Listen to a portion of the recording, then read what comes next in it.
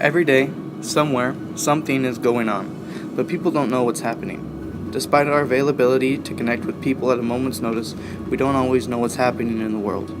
The problem arises when people choose to listen about celebrities and gossip before they go to be informed about important events that will have a major impact on their lives. For example, in a survey our group conducted at our school, very few people knew how the healthcare reform would affect them specifically, even though many of them would soon be adults.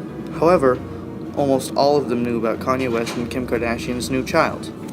Another thing that scared our group was the fact that we all knew about Justin Bieber's arrest, but we had no clue about the riots in Ukraine. We had the tools to be in touch with our ever-shrinking world, but we weren't connected safely. Originally, we wanted to do this project because we noticed in our classmates and peers that more people knew about different celebrity happenings than about the real issues that affect Americans today, and that alarmed us. More adults and teens care about what the latest tweet is or the latest post on Facebook, and this is becoming a huge problem. After doing more research, we wanted to see just how much social media and celebrity culture affects Americans today. Beyond just that, we chose to do this because we also wanted to find out how the news affects American teenagers and what sources teens get their news from. Because oftentimes it's not reliable, and we want to make sure everyone stays informed about the issues that could really have an effect on us. For our project, we have taken over social media and are using it to spread the news of the world and domestic affairs. We have made a Twitter account and invaded the heart of the problem. By tweeting out various news articles from many regions, we have made movement to get people interested in affairs of other people and not celebrities we fill our lives with. We give them more than saying something happened. We also give articles and sources to encourage people to check the facts and not just see them from one source. Social media can be an effective tool and source is if you use it correctly. In the process of research and analysis, I've learned much about the problem presented by the skewed perception of the world that people have today.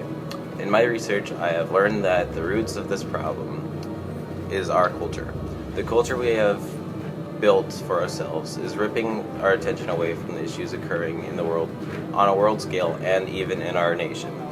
In this culture, we are consumed by people that have a cultural presence, not because they have done something to contribute to people's lives, but simply for being famous. I have also learned that our culture is so obsessed by social media because of our shallow roots. The United States is only a little over 200 years old, which means that we do not have a rich history to base our culture from, like many other countries. Before this project, I didn't think much about the impact different things have on our society. After researching, I found that most people, including myself, are ill-informed, and this can hinder our society's ability to grow and progress. As a teen myself, I didn't focus much on the news before this, but now I know it's important to know real-world events and what they can do to us as a whole. What I learned from all the research that I did and all the time I spent on this project was that social media isn't the sole reason and the sole problem.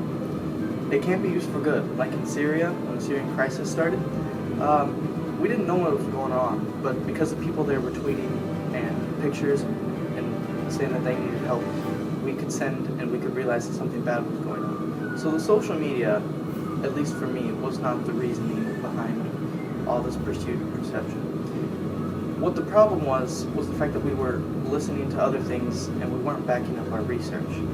Just in everyday things. We would take someone else's opinion, like if Jennifer Lawrence said that she thought X about country, we would shoot X about country because that's what she thought.